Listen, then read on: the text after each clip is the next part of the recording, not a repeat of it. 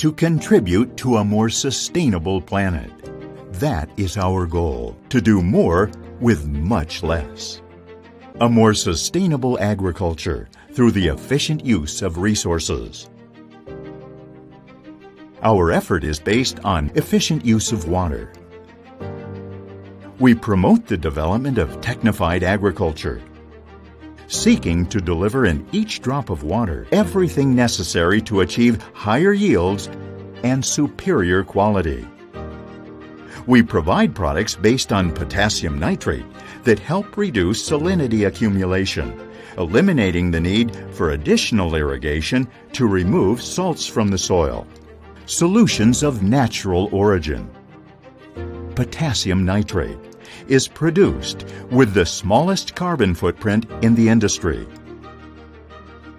International expertise. We are agronomists at heart and have a network of experts around the world. We are driven to make this red the sweetest you have ever produced. This orange, of incomparable flavor. And this green, the most natural you have ever grown. We are committed to this challenge to contribute to a sustainable agriculture. SQM, naturally better.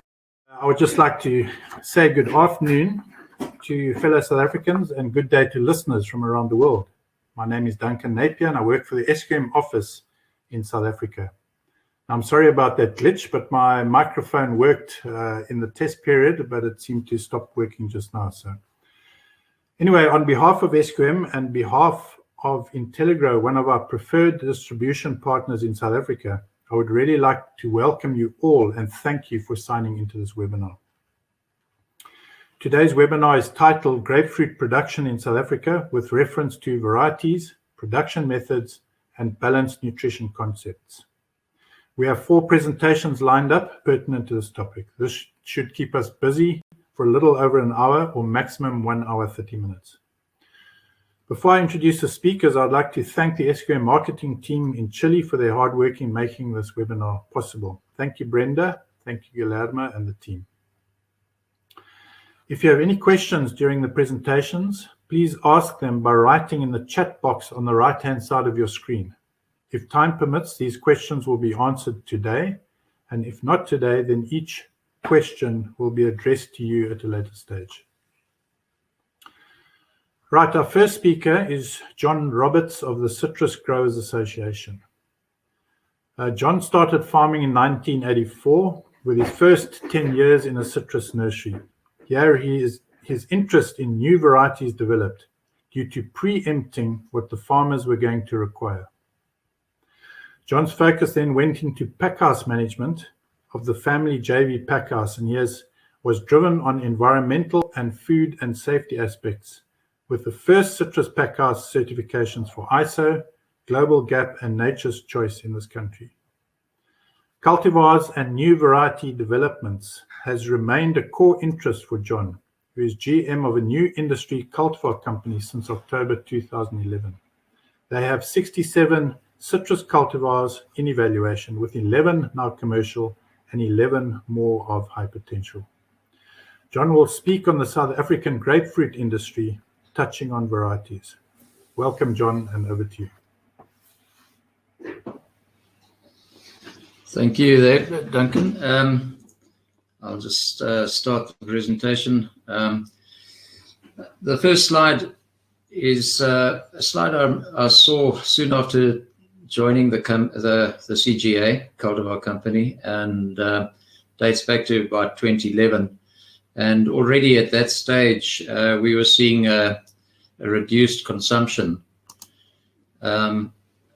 If I look at the era before that, 2001 to 2010, grapefruit was in a boom period.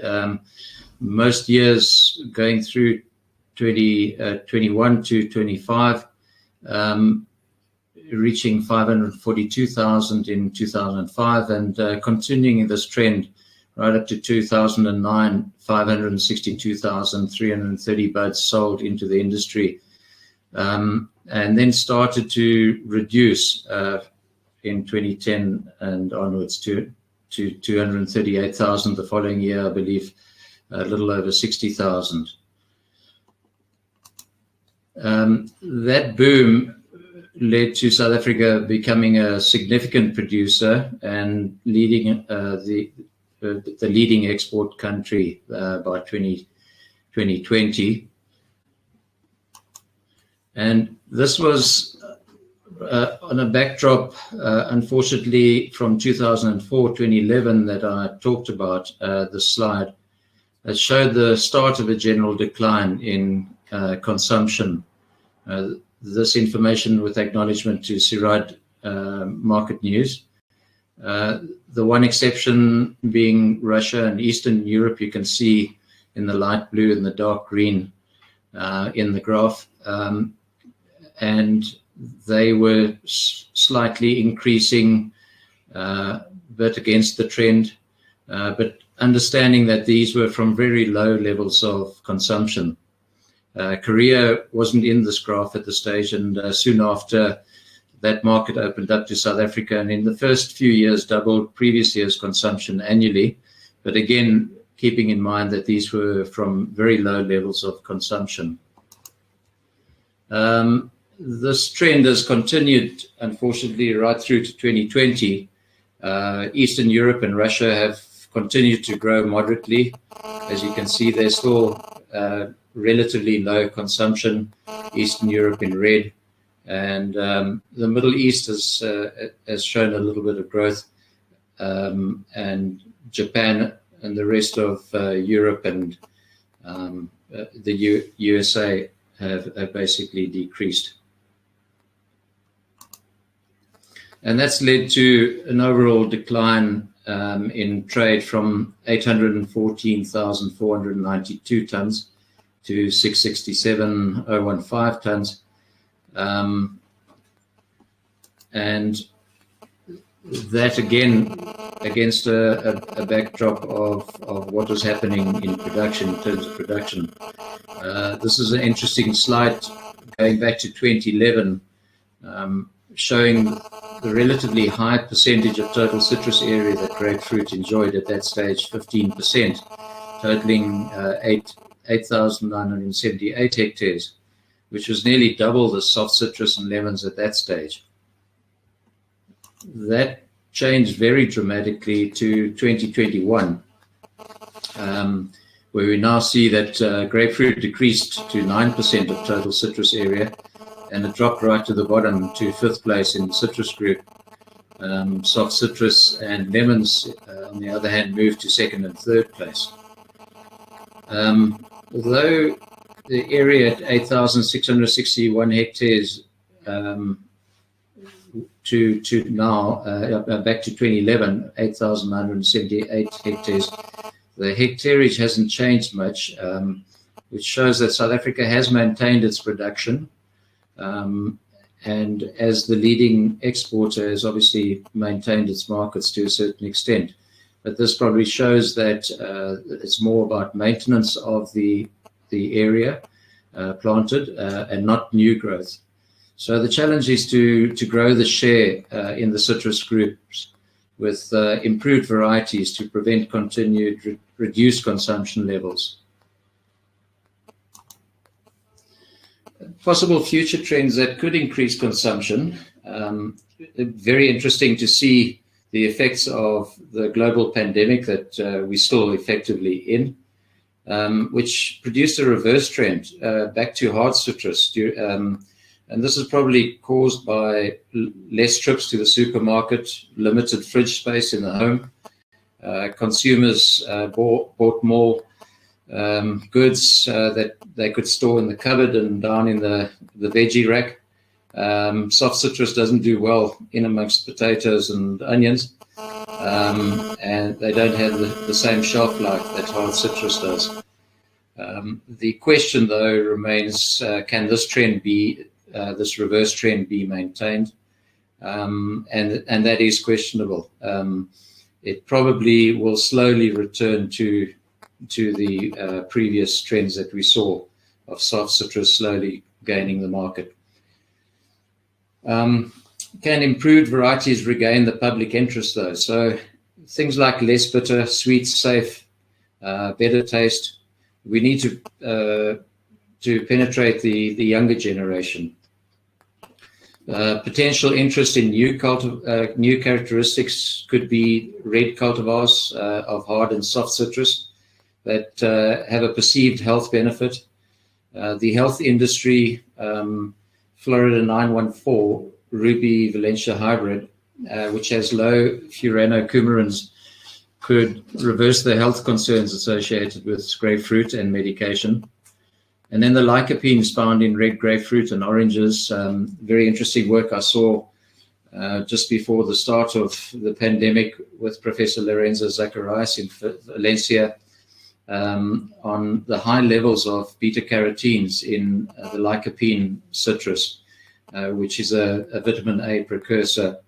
Lycopenes, naringin, and naringin antioxidants that are found in Star Ruby grapefruit, and equally the 914. And then anthocyanins that could be crossed, bringing the same list of beneficial antioxidants with new citrus varieties.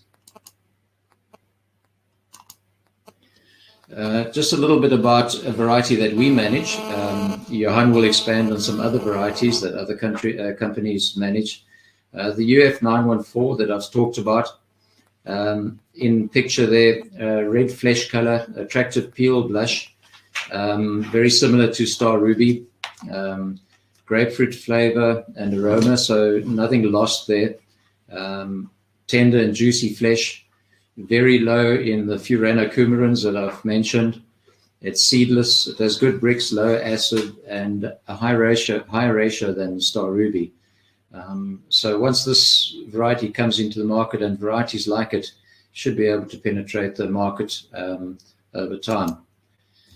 A very interesting conversation that I followed was a conversation between the breeder of 914 Florida UFIFIS under Professor Fred Gemitter, in a conversation with a retired Swedish doctor about this variety 914, Leif Gothefors, and he inquired about Gemitter's work on UF914. He heard it had good values of taste and nutrition, and also seemed to have the advantage of having a lower content of furanocoumarin, responsible for the effect of a number of drugs. And he stated that his wife and he had been prescribed drugs with the warning, avoid grapefruit. I think that's rather extreme.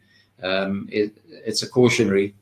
But he added that they, for many years, had a mix of orange and grapefruit juice for breakfast. And so it was annoying that he wasn't allowed to take this with his medication. And Prof. Gemitter responded that 914, it produces fruit with excellent quality, beautiful color, flavor, and aroma, like the Star Ruby, very similar to grapefruit, but tastes sweeter. And yes, he added that it had extremely low to undetectable levels of FC, furanocoumarin. And he went on to say that they tested the fruit and juice chemically to measure FC levels and tested it with human cell cultures and confirmed its lack of interaction with drugs. And finally, they performed a pilot human subject trial. He also added that they would need to do a much larger clinical trial to confirm these results. But his emphasis, and this is the most interesting thing, I think, and the most important, was on the excellent eating quality. He said they tested UF914 with consumer focus groups a few years ago. And the groups were divided into grapefruit lovers and haters. And the haters said that if grapefruit always tasted like this, then they'd buy it and eat it.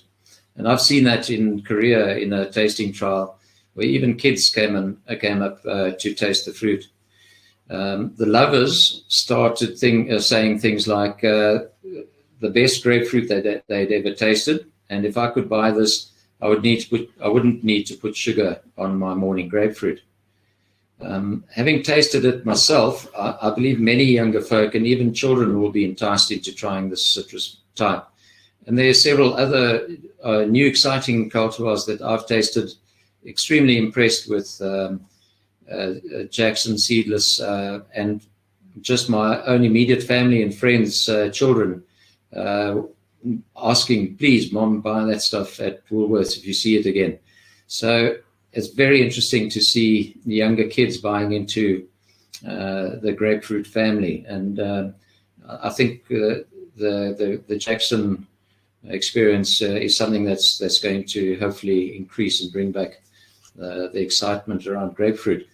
And then without the furanocoumarin, sorry, harping on about that long word, but the health benefits then outweigh the dangers. And the grapefruit diet has shown very good results in weight loss and health diets over many years. So in summary, I think we need to turn around this trend, considering that the sector that consumes grapefruit the most is the older sector. Life is life, and it's a shrinking sector. We're all moving on, and we need to make it safer for those people who are currently our greatest consumers of grapefruit. More importantly, is to penetrate a new market, the younger market, the kids, and the teenagers and young adults. And I think the only way we're going to do that is by supplying a fruit to the market that is sweet, lower acid, less bitter, and a whole lot more exciting. And the following speaker, Johan Joubert, will expand on a couple of varieties that have come into the industry and are being evaluated currently. So I think there's going to be a very interesting in the next couple of years, and hopefully that we see a turnaround in this sector.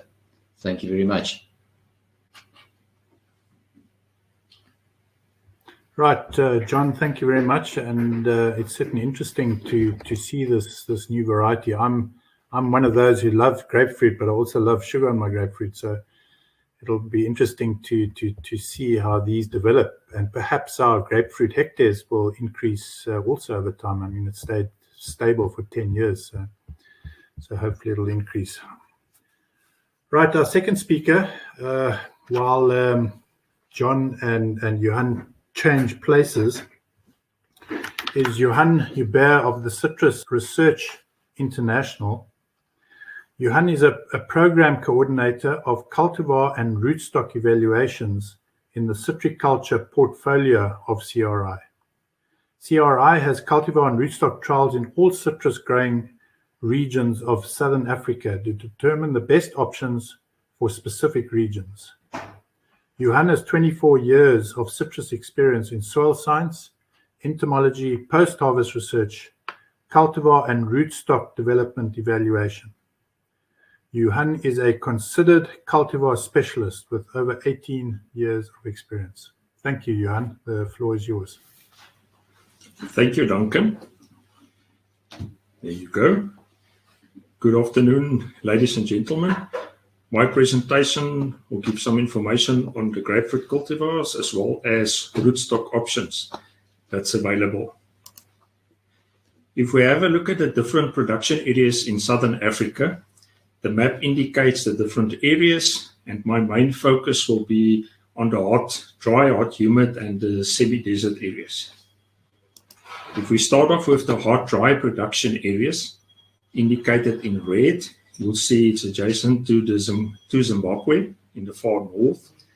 And the two areas up there is the Waipi area and the Chapese area. And similar to these areas is the pH of the soils, which is on the high side.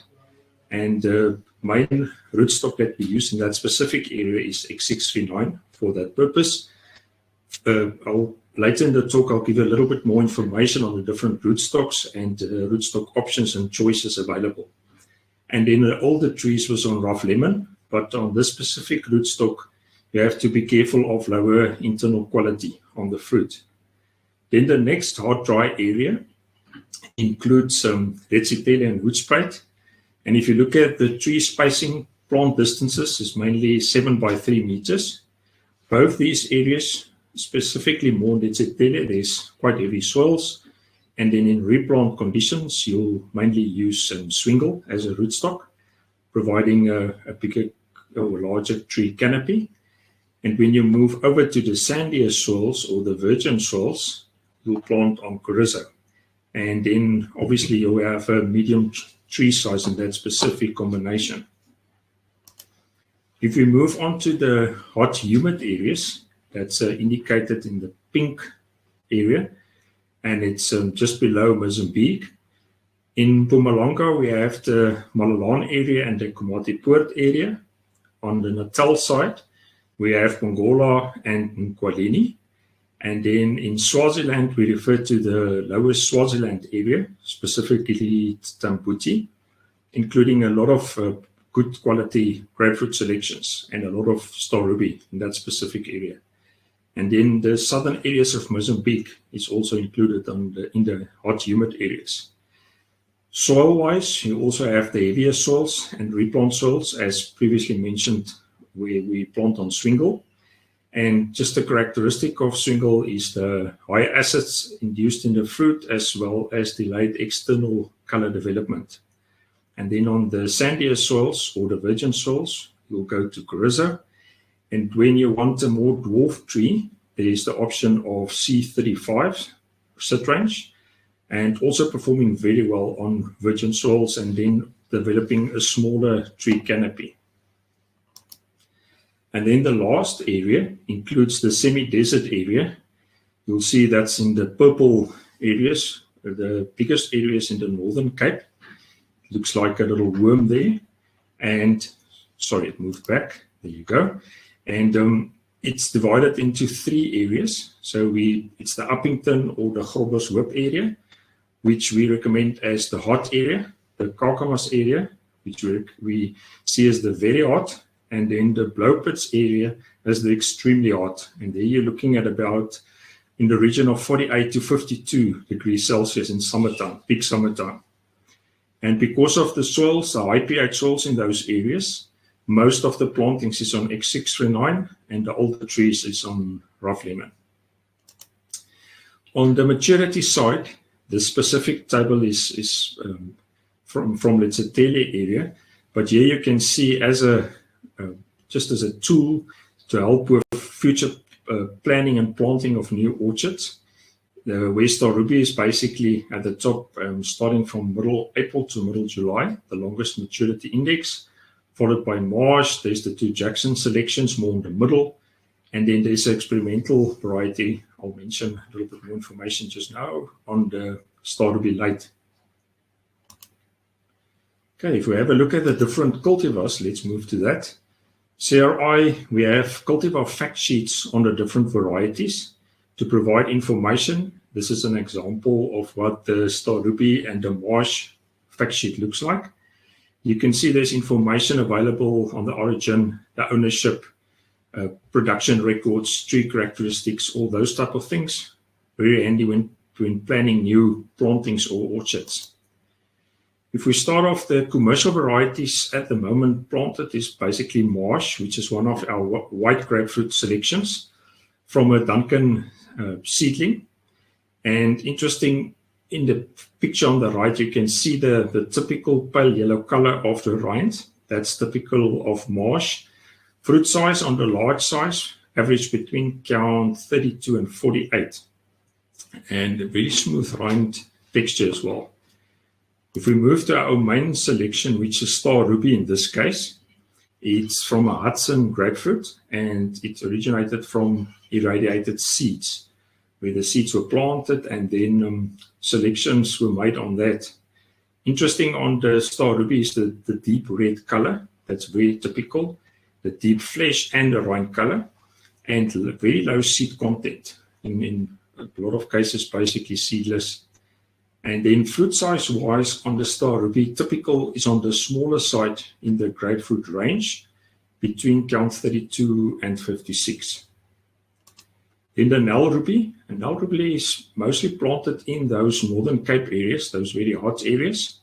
So interesting here is if you look at the color on the outside, there is a red flesh color, and on the inside, not as dark or deep red color compared to the star ruby. Maturity, similar, just a smaller maturity index or window. If we move on to one of the newer commercial varieties, the red heart, you can see on the photographs the external color is more pink with a deep red blush, and the internal color is on the red side, similar to, slightly lighter than star ruby, but similar. And the fruit shape on average is round, and some of the fruit have a slight neck. And very important about the red heart, as Johnny mentioned, this is one of the selections with a sweeter taste due to lower nitrogen content, a really high Brix level, and also low acid contents. Then on the white grapefruit side again, the sweet sunrise or the Jackson, sweet sunrise, the commercial name. It's from a Triumph grapefruit. And what's interesting about this variety is specifically the unique flavor. If you taste the fruit, there's a dash of lime, very high sugars, and no low nitrogen levels, and definitely the lacking of that typical bitterness. The fruit size is on the smaller side, so the pick is around about count 64, very smooth rind texture. And then there's the two selections. So there's the FE1 selection, which is with a seed count ranging from 1 to 3 seeds per fruit. And then there's the JR13 selection, which is the low seed selection, virtually seedless. So this is definitely one of the future selections that it's really a nice fruit with a very nice flavor. If we move on to the future cultivars, on the Star Ruby side, we have a Star Ruby early selection as well as a Star Ruby late selection, both managed by Citrogold. And on the early selection side, it matures before the commercial Star Ruby selection. And the Star Ruby late matures basically from middle July onwards. And that will give us a nice spread on the Star Ruby range. And then on the white grapefruit side, the Alisa, which is managed by Citrus Genesis in South Africa, developed by the Volcani Institute in Israel. Interesting about this variety is the high juice content, very good yields on the trees, and the unique taste of the fruit. And it's basically free of phyllonocumulants. And then on the UF914, Johnny, there was a lot of information about that, but the UF914 is managed by CGACC, and it's a selection from Florida, also with low to undetectable phyllonocumulant levels, red pigmented fruit, seedless fruit, and the color also similar to Star Ruby. If we move on to the rootstocks, just a brief summary, indication of the options available. Once again, from CRI side, we have a rootstock fact sheet available. This is just an example of what the Carrizo one looks like. Interesting information, and then at the end, you can see the general comments, which is basically a summary, and to assist you in choosing the right rootstock for your needs, for your cultivar, your Zion, and your specific soil and climate type. We have the rootstock characteristic table available. There's basically two sides on the table. So the first part is to indicate the compatibility and the suitability of the different combinations. And for instance, on Star Ruby with the US 812, it really gives a small tree. So that's one thing to keep in mind. And then on the second part of the table, it's basically characteristics, including the Phytophthora status, clay content, pH information that you'll need depending on your soil type. Then just interest-wise, the optimum soil pH is between 5.5 and 6. And you can see after that what happens to the availability of the elements. And this also makes a huge difference on the, well, basically the soil type, but also your rootstock choice. The number one rootstock at this stage, where most of the grapefruit is planted on, is Swingle citrumello. And just to summarize, Swingle gives a higher acid level in the fruit. There's a delayed external color on the fruit, very good on replant soils, and due to the tolerance to Phytophthora, nematodes, blight, etc. So if we move on to the number two, that will be Carrizo, developing very good external fruit color. Interesting on the Carrizo side is better on lighter soils, and especially on virgin soils, it performs very well. Gives you a smaller, a medium size, more compact tree compared to Swingle. And then on the high pH soils, as I indicated with the maps, will be X639. That will be one of the main rootstocks to plant on in those specific areas. And quality-wise and all the other characteristics is similar to Carrizo.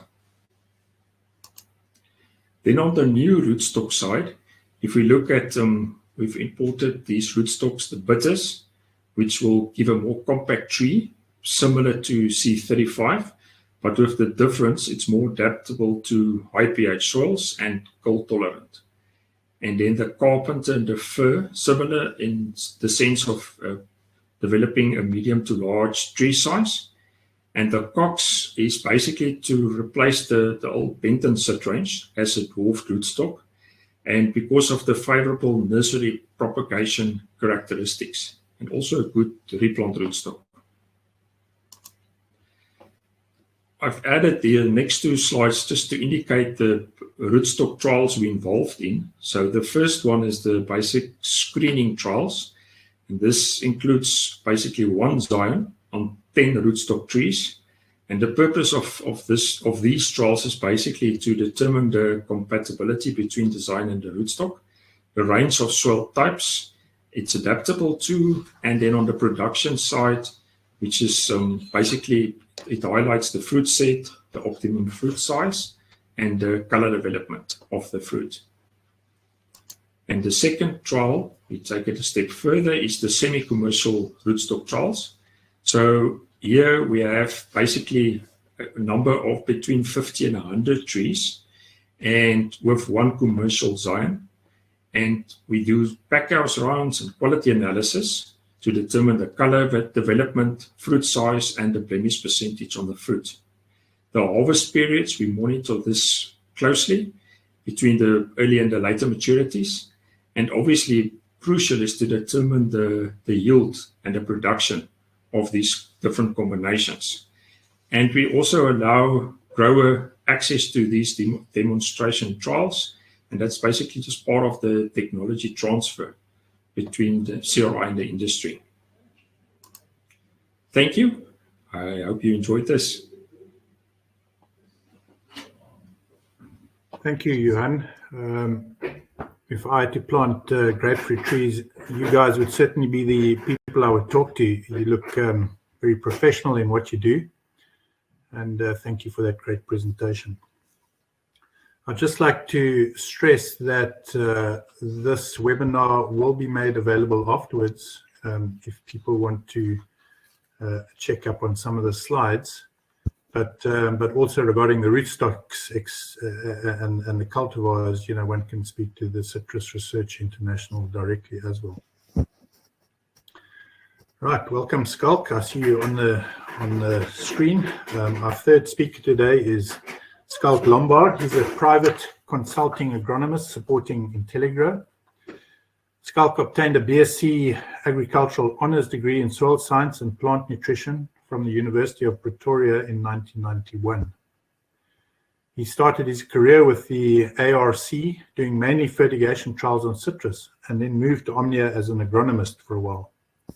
Skalk has been active in plant nutrition for 30 years, and for the past 4 years has been actively supporting IntelliGrow agents in Limpopo and Mpumalanga on nutrition of mainly citrus, macadamia, and avocado. Skalk today will speak on the nutrition of grapefruit. Welcome, Skalk. Over to you. Thank you. Thanks, Duncan, for that introduction. Yes, I didn't realize that I was so old, eh? But yes, thank you for the opportunity to share with you this afternoon some of the approach in terms of grapefruit nutrition that we do at Intelligrow. So yes, just a short introduction to Intelligrow for those of you that are not familiar with the company. Intelligrow is a national company that provides integrated crop solutions to growers across South Africa. So what that basically means is that this includes the responsible use of crop protection products, both chemical and biological, and then also the implementation of specialized plant nutrition programs, also including chemical and biological products. This all then supported by technology platforms like IntelliFarm and CropWatch to transfer this knowledge to farm level. So yes, I've included the slide, which is very similar to Johan's slide, just indicating the area where I keep myself busy.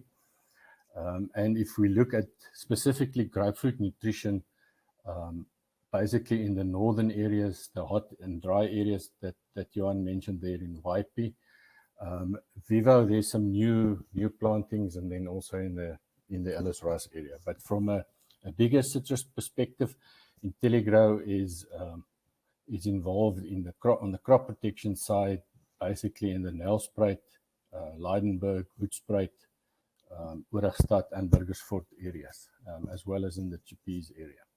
So we fairly cover a lot of hectares in terms of citrus crop protection and plant nutrition. So yes, I've basically divided my talk into two parts. The first is the establishment of new orchards, and then the nutrition of non-bearing trees. And the second part is then the nutrition of bearing trees. So let's get on with this. I think the first step in terms of establishing a new orchard, and the most important action that the grower can do is to have a proper soil survey done. So this must include your soil physical characteristics as well as soil chemical characteristics, and I think that in a lot of instances this step is underestimated in terms of importance by a lot of growers. The errors that you make at this stage will haunt you for the lifetime of that orchard. And the information that you get out of this soil survey in terms of soil physical properties like soil depth and water holding capacity will impact all your other decisions, like should I plant on ridges or not, which areas to group together in terms of irrigation blocks and water holding capacity, as well as how deep do I have to prepare my soil in terms of impermeable layers and drainage problems. So that on the soil physical side, and then from a chemical point of view, your full soil chemical maps in terms of macronutrients as well as micronutrients. If you don't ameliorate subsoil acidity at this stage, you are going to struggle for the rest of the lifetime of that orchard to do that. Right, so in terms of the optimal ranges for nutrients in the soil, this is from the Citrus Research International. Phosphorus, Bray-1 analysis or Bray-1 extraction method, 25 to 35 milligrams per kilogram in new orchards, and then existing orchards around about 50 milligrams per kilogram. You will also see that your base cations like potassium, calcium, magnesium is expressed as a percentage of cation exchange capacity, and that is the ratios that we aim for. If you are establishing an orchard on a very sandy soil, I will also have a look at the physical analysis in milligrams per kilograms, especially potassium and magnesium, because if those levels of these nutrients are within the percentage range but low on a milligram per kilogram basis, then you'll also have to ameliorate. So fairly simple.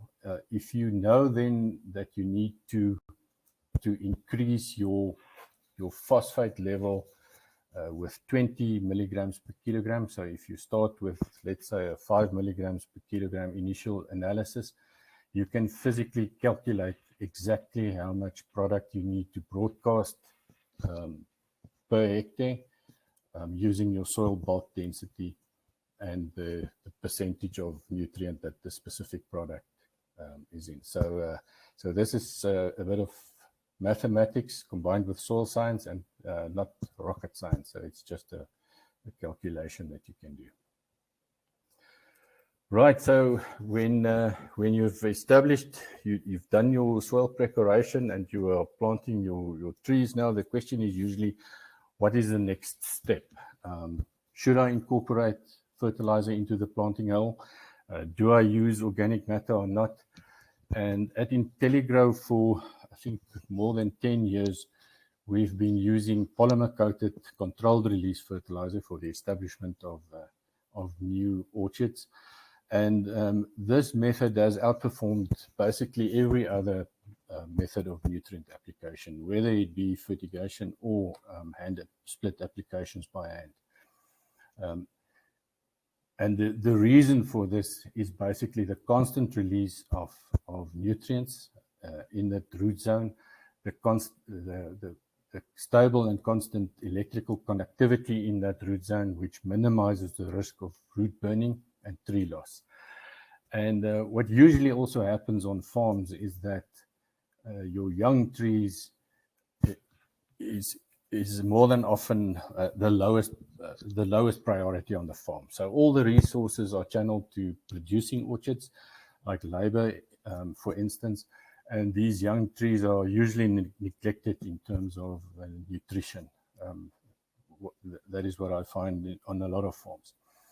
So yes, the application rate per tree of this controlled release fertilizer is based on tree size. So you will see that for a medium tree in year 1, we start with an application of 440 grams per tree. Then in year 2, we will go up to about 600 grams per tree, and then year 3 and 4 going up to about 1.5 and 3 kilograms per tree. Now, looking at yield data, comparing cumulative yield over 8 years on blocks that we've established with controlled release fertilizer as opposed to the farmer's own practice, cumulatively after 8 years, you have a yield increase of about 97 tons per hectare. So definitely a successful method to use in terms of establishing young trees. Just in terms of placement, what we do, so this will typically be how we apply that 440 grams in year 1 in 4 slots around the tree, approximately 10 to 20 centimeters deep in your hotter soils. You'll apply it a bit deeper in terms of soil temperature, because temperature will be basically the only factor that determines the release rate of nutrients out of this product. So you will make 4 slots around the stem at 90-degree angles, and then apply about 100 grams into each slot. And this will then be sufficient basically for a season. So in terms of application, we usually apply the controlled release fertilizer when soil temperatures start increasing in August or September here in the southern hemisphere. And then basically your nutrition for that season is sorted, and you can go on with your other production blocks and attend to them. This is just one example in Limpopo. farmer planted these trees in April of that year, and the multicoat was applied in September. This is 12 months of growth, basically in the next season in September. So we find that you get a very even growth in a block. All the trees are similar, and a very rapid expansion in terms of tree volume. This is in Nkoleni Valley, where we were actually present the day that the farmer applied his controlled release fertilizer. If I could zoom in, you will see that the trees at that stage on the 17th of August was basically standing still, no new growth. You could see chlorosis symptoms on some of the new flash that appeared, and this is the sort of growth that we got basically after about 6 weeks of growth in that area. So very exceptional concept, and definitely in terms of success of establishing young trees, something that I would recommend widely. Right, so going on to bearing trees in terms of the principles that is important. I think the most important aspect when you're talking about bearing trees is to keep a proper history of soil and leaf analysis per management block. So if you can irrigate and fertilize a block together, treat that as a management block and keep history from year one. If you don't do that, quite frankly, every year you are just staring at a page full of numbers, and then you are starting on a clean page with your fertilizer program. Using this approach, you will also identify trends in what happens in soil chemical properties over time. And you can also identify sampling errors or lab errors quite quickly, so that you don't base your whole season's fertilizer program on an incorrect sample or an incorrect lab analysis.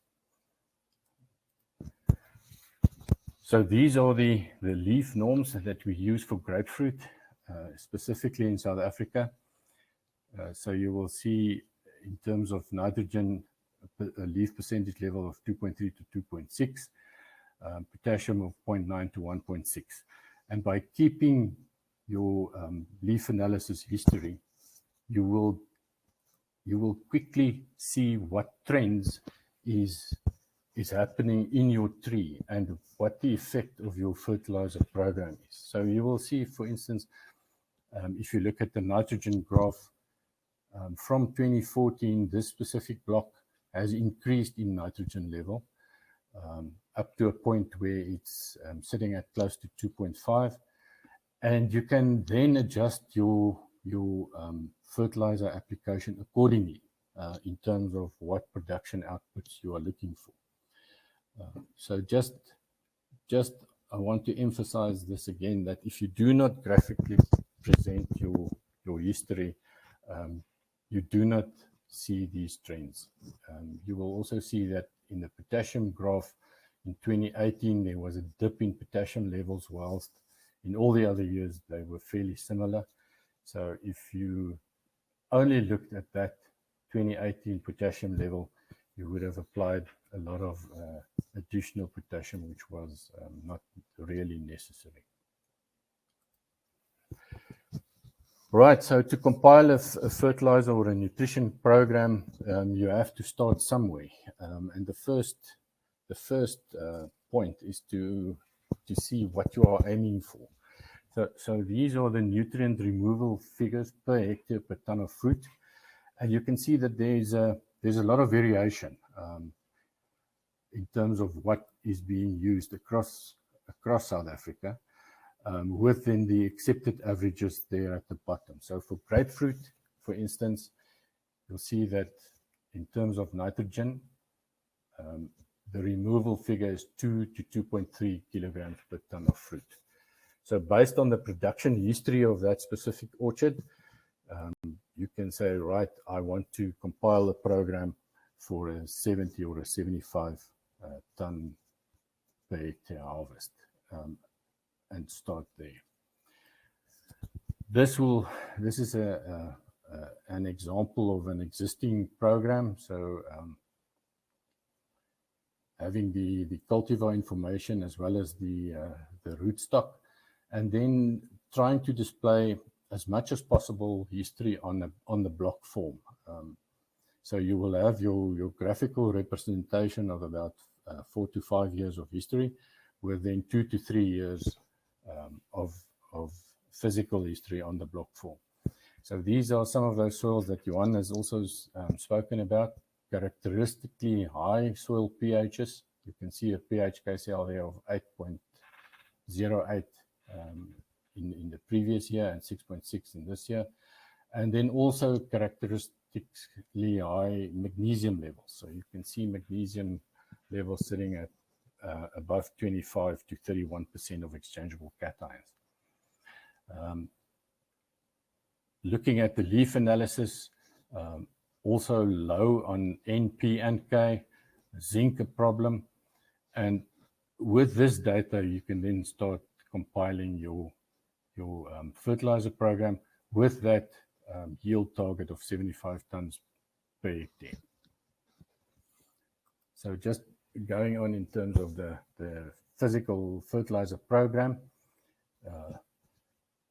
the application of products during the different development stages of the fruit and the tree, starting with your phosphates, and you will also see there the percentage distribution there on the right in terms of how much of each nutrient is applied during each development stage of the tree.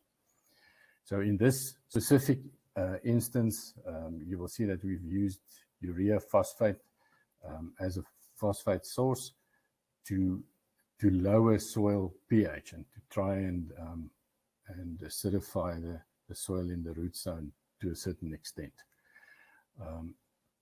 This specific example is a fertigated block. So we use water-soluble products where calcium nitrate would be the preferred nitrogen source, as opposed to, for instance, ammonium sulfate, which will add a lot of salts as well to the root zone. Potassium nitrate is a potassium source, and again, if you look at the percentage distribution, the bulk of the potassium applied during flower development, and a little bit less thereafter. So looking at the rate in terms of grams per tree, you will start with your 75 tons multiplied by 2.3 kilograms. So that will give you around about 150 kilograms of N that you need to apply, and then taking into account the history of your leaf analysis. So you will remember that in this example, our leaf analysis showed that nitrogen levels were below the norm. So we are applying a bit more of nitrogen to adjust our nitrogen levels. The same applies for phosphates. If you calculate the removal of phosphates for a 75-ton crop, this will be around about 20 kilograms of phosphates that you apply. But if you look at the phosphate analysis of 18 milligrams per kilograms, you can quickly calculate how much additional P to apply in order to raise your level to the 50 parts per million that is prescribed by CRI. So in terms of fertilizer and the strategy that you follow, the long-term strategy in terms of soil management and fertilizer application would be then to manage your soils in such a way that we get to those ratios as prescribed by CRI, whereafter you can then just fertilize in terms of crop removal. in addition to your normal nitrogen, phosphate, and potassium and calcium nutrients, we also look at the biological side of soil, using biological products to enhance root health. So there we focus on humic and fulvic acids. We apply products with our bacillus and trichoderma soil biological products, and then also silica in terms of what we want to achieve in terms of root health. So you will also see in this example an application of a micronized gypsum that to supply calcium and sulfur in terms of that ratios that I was referring to earlier. Right, so in addition to a soil fertilizer program, we will also, sorry, that was not right. So in addition to the soil fertilizer program, we will also apply foliar nutrients. The main aim of this program basically to support processes in the tree that enhances carbohydrate management. So you will see that we will start off with a low biorate urea application. In addition with that, a magnesium nitrate or a potassium nitrate according to magnesium and potassium levels or leaf analysis.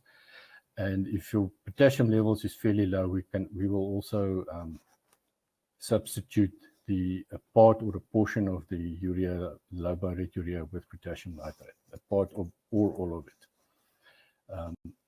That will be during your bud swell development stage, and then during bud break, we will supply our trace elements, especially copper, which is essential for pollen viability, and then also some phosphates for energy transfer during photosynthesis and the assimilation of carbohydrates.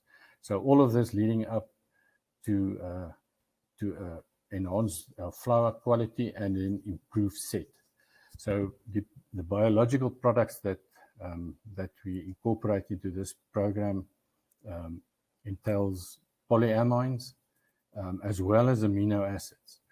The polyamines shown to improve fruit set and an even set, and the amino acids to mitigate yield stress and minimize physiological drop. Sorry.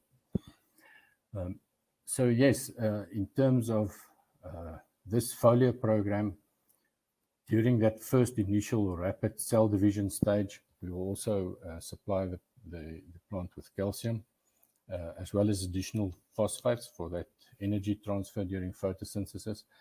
And then during the cell enlargement stage, basically look at elements like potassium, phosphates, the polyamines again, and additional calcium.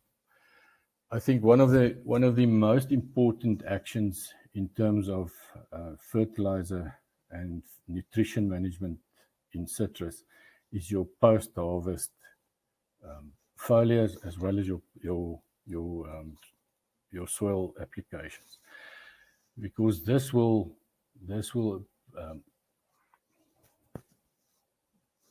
help with carbohydrate assimilation and storage, which will be used for your next period of bud swell and flowering and fruit set. So that, Duncan and ladies and gentlemen, is basically in a nutshell what our program entails, or the approach in terms of nutrition. I've just added some photos so that the viewers in the Eastern and Western Cape can see what grapefruit should look like. And then we also have some of our own unique problems while sampling and collecting soil samples in orchards. Thank you very much. Thank you, Kalk. Thank you so much for that presentation. I used to manage a fruit farm for my son's deciduous fruit farm, and on sandy swells every 2 weeks, when after establishment we used to go through and put fertilizer, and then on heavier soils once a month we used to put fertilizer in grams per tree. So this controlled release concept of yours is very interesting, and I think the SQM plant coat range can slot in very nicely with this controlled release concept. But interesting indeed that you got good results with that.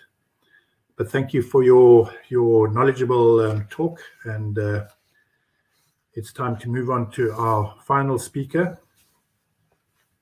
Is Felipe Garziera. Felipe is an agronomist who graduated in the Bahia State University in Brazil, specializing in tropical irrigated fruiticulture. Felipe has 25 years of experience working in plant nutrition and fertigation. His professional activities have been honed in more than 40 countries. His family are also mango and table grape farmers in Brazil, so he has hands-on experience there. Felipe has now worked for SQM for 10 years, 7 years based in Brazil, and currently for the last 3 years, he is the SQM Global Marketing Development Manager, and he's now based in Belgium. Felipe will speak on potassium nitrate in grapefruit with reference to foliar and soil applications, and also the HLB greening disease. So a warm welcome to you, Felipe, too, and over to you. Thank you. Thank you, Duncan. Thanks for having me, and thanks for the opportunity to be here with all of you today. It's really a pleasure to me. As the title says, we're talking about the potassium nitrate, soil foliar applications, and also something related in HLB. As SQM as company, we are the producer of all the 3 potassium sources: nitrate, chloride, and sulfate. And normally part of our job is exactly provide the right information and the right decisions for the farmer to decide which one is the best source to use, is the best potassium source to use it in each moment. And if you look to the nutrient extraction of the grapefruit, as our previous speaker just showed to us, let's take this average accepted in South Africa between the nutrient removal per metric ton of fresh fruit produced. So if you look at, you see that nitrogen and potassium are the one extracted in highest amount, as almost all the crops. Normally for almost, we have some exceptions, but almost all the crops have nitrogen and potassium as the nutrient most removed. And then normally we follow this path that's between calcium, magnesium, and phosphorus. So this is the removal. So if you take this into account, and in order to be efficient with nutrient management, when you're talking about plant nutrition, we need to talk a little bit about chemistry. So it's not about products, but it's about chemistry, because plants or the roots cannot recognize products, but they can recognize chemical elements. And then it's about the balance. So if you look to these elements, we have some with positive charge, as you can see, plus sign, and other ones with the negative charge. The positive ones is the one that you call the cations, and the negative is the anions. And the plant, in order to keep the electrical balance, needed to uptake cations and anions in balance. So if you look, if plant needs to uptake in quantity nitrogen, potassium, calcium, and magnesium, we see that potassium, calcium, and magnesium has a positive charge. They are cations. And nitrogen is an element that can be present in both forms.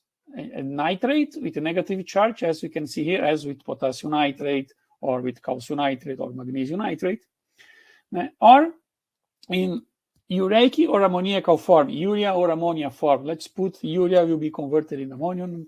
So then let's put all in the, let's say, on the ammoniacal side. So then you can have nitrogen in nitric form or in ammoniacal form. The difference one is that nitrogen in ammoniacal form, it's a cation with positive charge.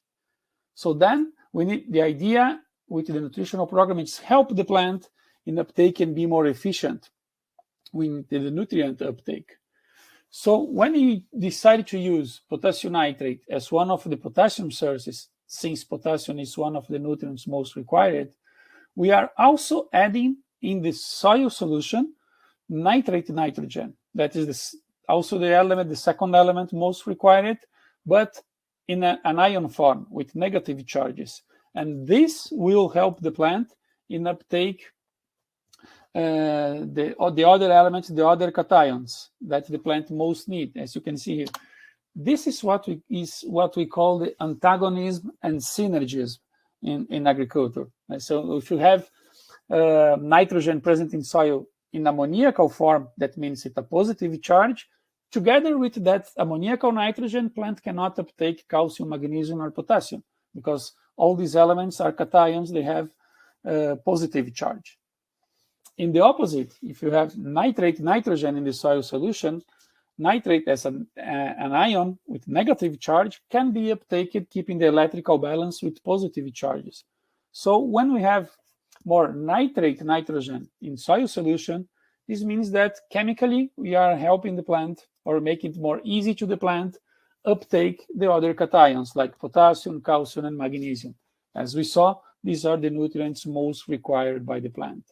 So enrich our soil solution or our fertilization scheme with nitrate nitrogen helps the plant in uptake more cations. And since potassium is the nutrient most required by the nutrient extraction of grapefruits, it's very welcome use at least part of our potassium source in grapefruit in soil application as potassium nitrate in order to enrich the soil solution with more nitrate, nitrogen, and negative charges.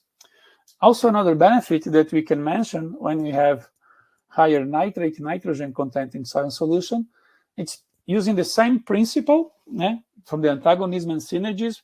Nitrates, it's antagonist to chloride because both elements have negative charges. So since plant is uptaking nitrate, nitrogen, plant will not uptake together with this nitrate, nitrogen, chloride, if chloride is present in soil solution. So let's say for the ones that are growing grapefruits in saline areas and this salinity is caused by chloride, it's also an extra reason to enrich your soil solution with nitrate nitrogen. Then I would like to move and show you some examples of trials about foliar applications of potassium nitrate.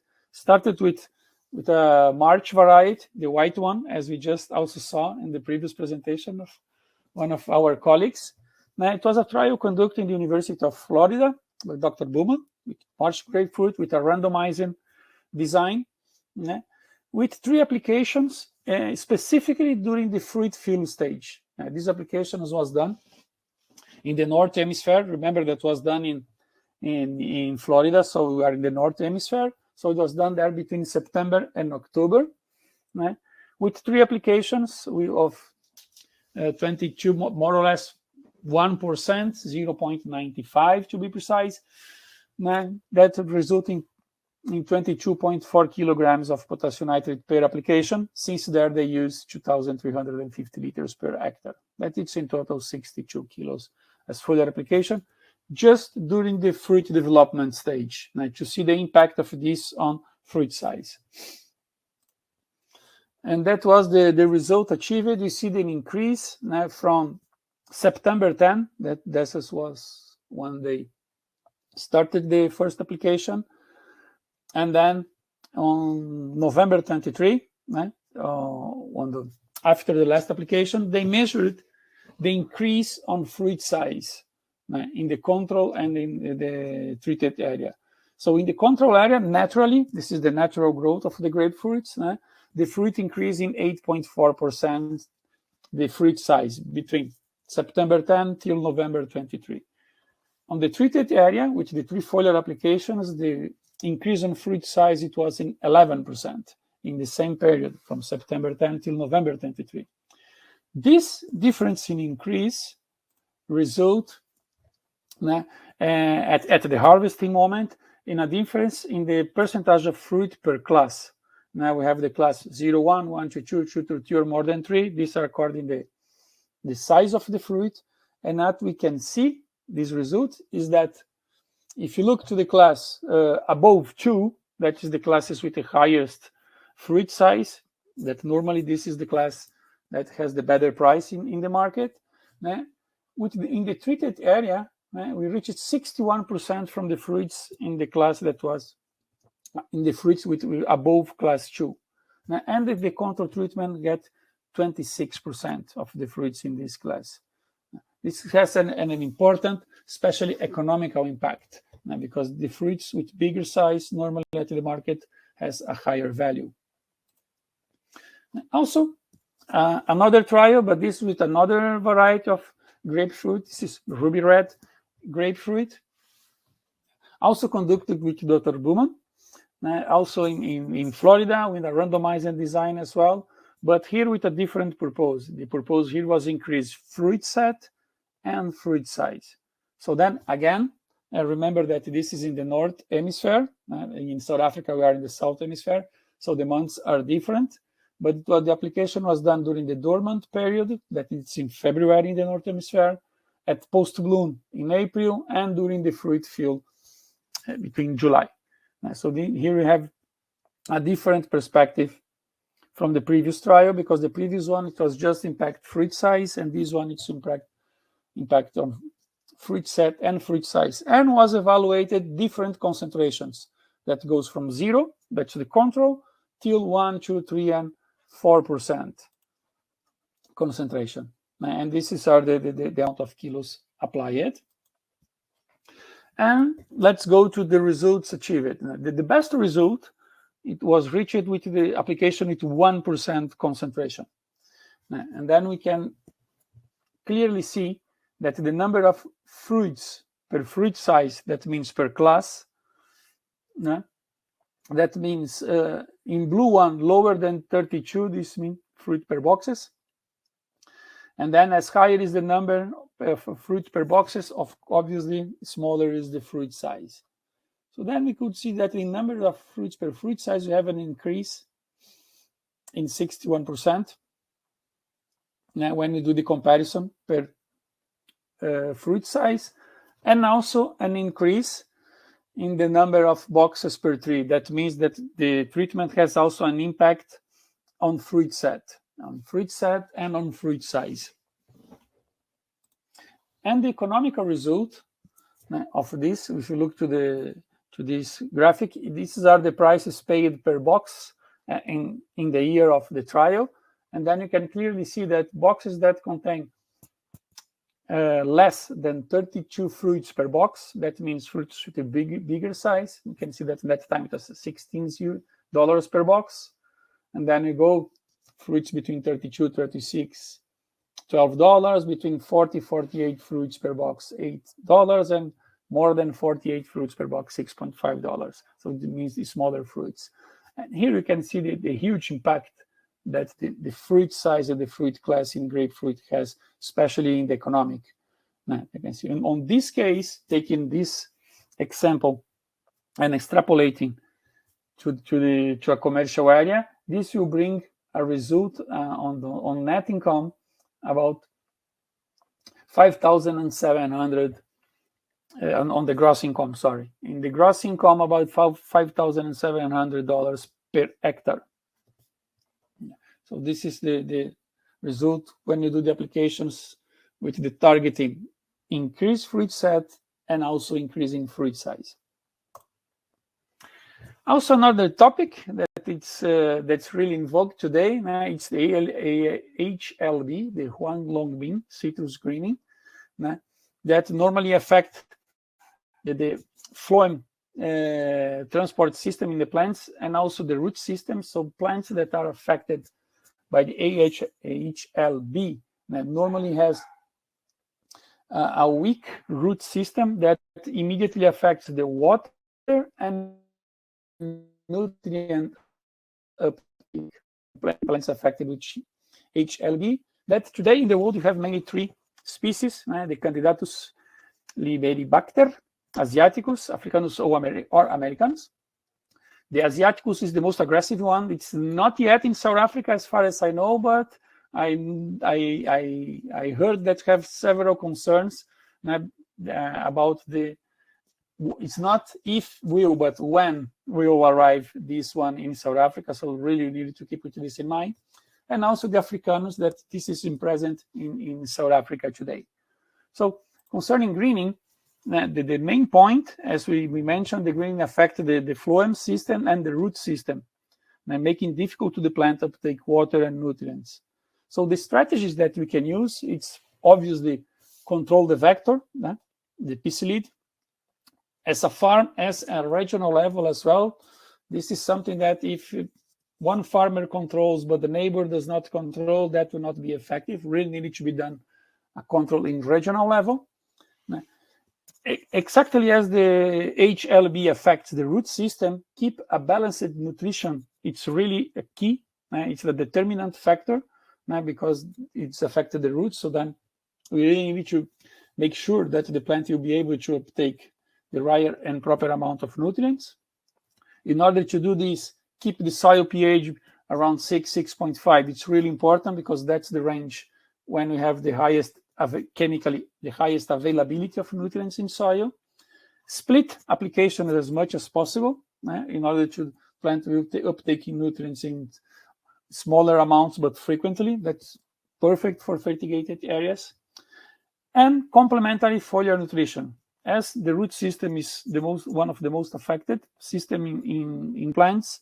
So decreasing the uptake of water and nutrients. So then complementary foliar nutrition works quite well.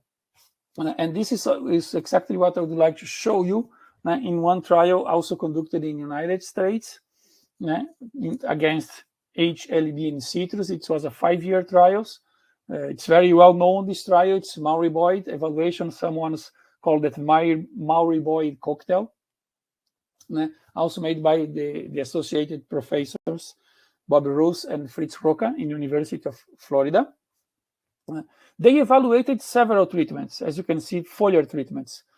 Straight potassium nitrate with micronutrients, with other micronutrients, with salicylic acid, with different combinations. And they did several applications to evaluate which one will be the most effective, the cost-effective treatment for HLB. And these are some pictures from the trees. As you can see, the trees in the first year in 2008. How was the shape of the trees at the beginning of the evaluation? Now the picture 2 is after in 2012, 4 years after the start of the trial, and this one it was in 2014, already 6 to 7 years after the trial. So we can really see the change in the plants. And what was the result, the outcome from this trial? For this 5-year trial, the cumulative net yield and income. We could see that the netted yield cumulative, it was the highest achieved by a mix between micronutrients, macronutrients, and phosphorus source. And secondly, with straight potassium nitrate. This is when it becomes in yield.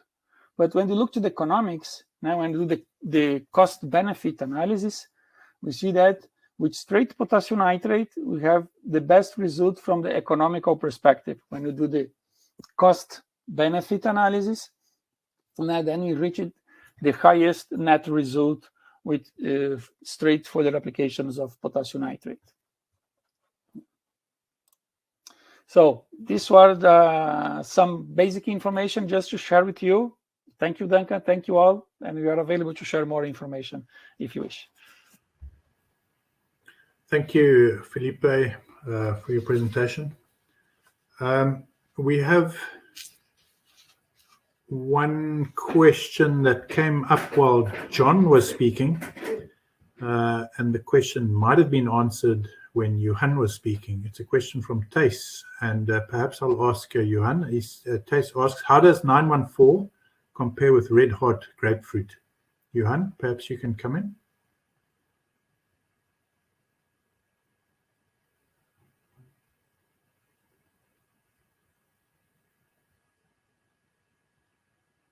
Okay, it looks like Johan and John have probably started their braai fires Oh, you there?